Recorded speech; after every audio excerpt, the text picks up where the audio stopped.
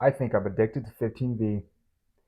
What's good? Bevan here with Tried and True EDC. Today we're going to be taking a look at the Spyderco Native 5, and this one is coming in at 15V with that Big Brown Bear heat treatment protocol.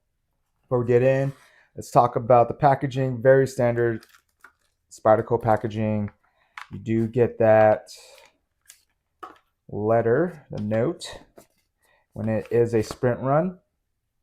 So it tells you a little bit more about the knife, the materials, color of the G10, the steel. Let's go ahead and set that aside. Let's talk about the blade. This has got your full flat grind, drop point, blade shape, 15V, made in the US. This is at their Golden, Colorado factory. You see that Shawn Houston Triple B insignia right there. That jimping right along the spine. You see even got jimping right here. Beautiful stonewash. I really enjoy all the 15V finishes on their blades right now. Using your thumb hole for deployment. This is still a little bit stiff, so spidey flicking is not as easy, but if you throw a little wrist action in there, it'll snap right out. Gorgeous. Let's see if it'll cut. So full disclosure, I have been carrying and using this, but it's mostly been on food prep. And as you can see, it's still very slicey. That paper did not stand a chance. Let's see what the zip ties will do. Ooh, that's nice. A little bit of 3/8 poly rope. Those are some clean cuts. Oh, except for that last one.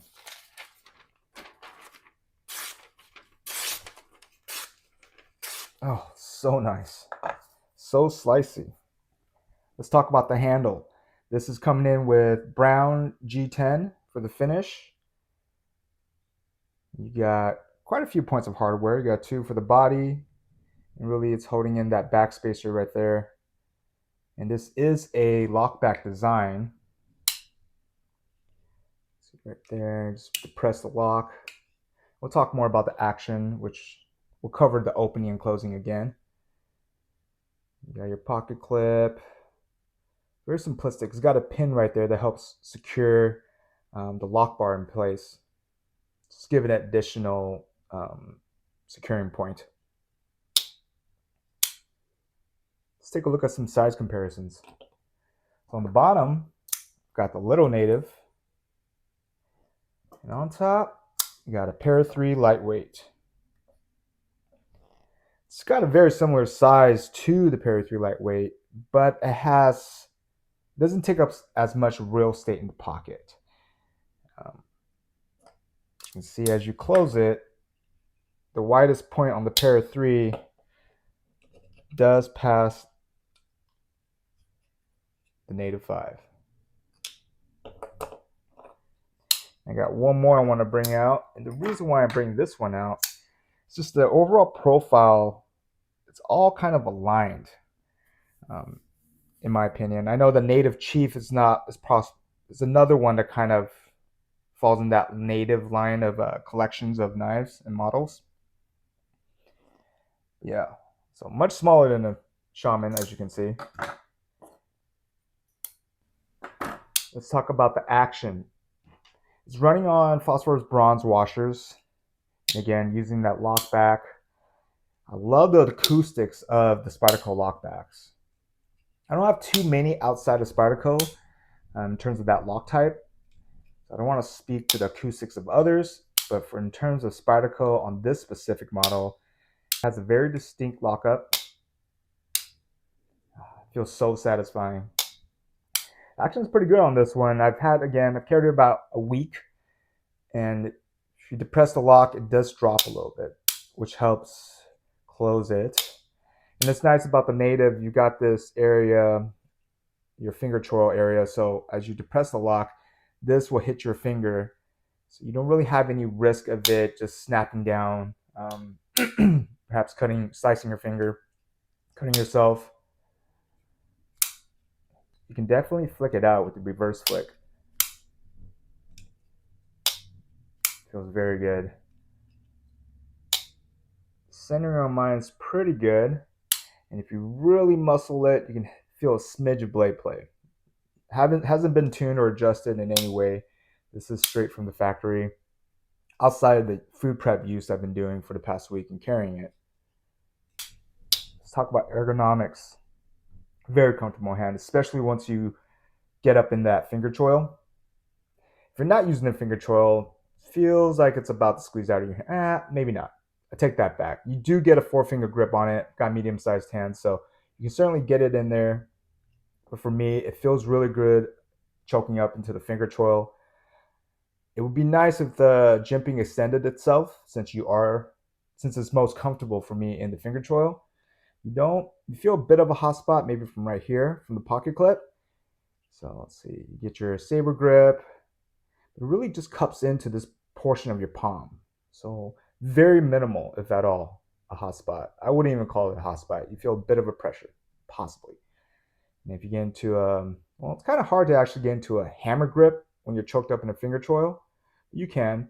It doesn't feel as good because then you start feeling some pressure from this portion of the handle.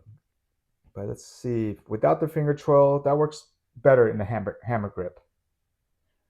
Reverse grip, not really. The ergos aren't really made for a reverse grip. This portion, again, from the handle does dig in to your finger. Without the finger choil, feels a little better. So overall, the saber grip feels the most comfortable when you're using a finger choil. Let's talk about the pocket clip. The pretty standard hourglass Spyderco pocket clip. I have no complaints about these. They work very well. It'd be awesome if they came titanium rather than stainless steel. But let's take a shot of this in the pocket.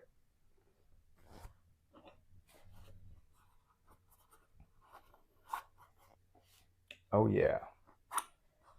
Easy in, easy out. Doesn't take up much real estate. I will say that this is about the maximum amount of handle I prefer sticking out of my pocket when I carry pocket knives. I don't need it to be deep carry. Perfectly fine with having some purchase as you're trying to extract it, which this one provides plenty of. However, it could probably use like a 1/4 of an inch less handle sticking out.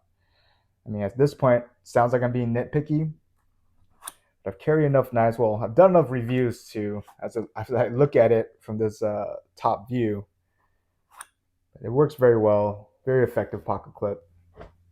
Let's talk about cost and availability. Widely available. I picked mine up from River's Edge Cutlery. I have some points, but without any discounts, this is $225 for the G10 version. They do have the lightweight version, which is right under $159. So there's another option. Quickly on a rant, I've been experiencing lightweight models. Well, for the Manix 2, that hasn't been great as I swapped out skills. So I've been kind of leaning away from lightweight models at the moment. I just had a couple bad experiences with removing some of the hardware. But this one, I haven't tried it, so I don't want to speak to the lightweight counterpart. But about $159 for the lightweight version. This one is $225. So I want to say that's a little high for a smaller knife. This is very well designed, very sturdy, very stout, especially for its size. Slice is very good. So, but yeah, it's widely available. I will throw the link in which I got it to in the description, so go and check that out if you're interested. But you can find it probably on most of your major online retailers that is authorized to sell Spyderco knives. What are my final thoughts? Well, I kind of alluded to saying that feels a bit pricey. The last Native 5 I got, which was earlier this year in 2025, January, was a River's Edge Cutlery exclusive. Now it was about $205. So this is $20 more than that. I think this is a better steel than CTS XHP. Oh, I'm sorry, CTS 204P. And I really enjoyed the 15V. I've only done a testing series with the Para 3 Lightweight, which I showed earlier, this one. It held up well, but it was factory edge. And most people would agree that once you sharpen the edge a couple times, at least once, that you bring out the optimal portion of that edge. I love how comfortable this is. This is one of my favorite Spyderco knives, especially from an EDC capacity. Something lightweight, smaller blade. Because this is a 3-inch blade, but it has about a just slightly under 2.5-inch cutting edge. Really a perfect size for everyday carry. I do prefer larger knives, so for myself, I tend to have a bias towards those. But if I am going to carry a smaller knife, this is one of my favorites. This and the Para 3 work really well. I actually prefer this more than the Para 3, even though the action is slightly different when you compare a lockback versus a compression lock. This just feels amazing in hand. Really gets the job done. I've been using it for food prep, so I've been cutting up steak primarily, and it's slices extremely well. And I actually developed a patina on it. Then I used flitz. I took it off, and I don't know if this was noticed earlier in the video when I showed the blade, but there's a little dot right there, a pin-sized dot. That's a leftover patina. Just want to clarify that isn't how the finish came from the factory. Yeah, right there. I really like this one. This is one of my favorites. I've done my video on Spyderco knives, and I featured this as one of my favorite models, especially for a smaller knife. Does so well. It's very capable. That lock back gives it that extra confidence that it's secure. The lockup is secure. Amazing. Let me know if you got one of these as well. Again, I think 225 is certainly high, but I know prices have been going up for the past couple of years, so it's unavoidable at the moment, really. Let me know how you feel about it, or drop a comment. Let me know if you got any other 15Vs. I'm really into the 15V steels right now. And then you start reading on the forums like, these are going to eventually run out, right? Because of crucibles, the whole thing. But I am excited to have this in collection. I think the only 15V version I'm missing right now is the Micro Yojimbo.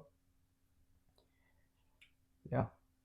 Drop any comments, questions. Happy to hear it. Happy to engage, interact with everyone.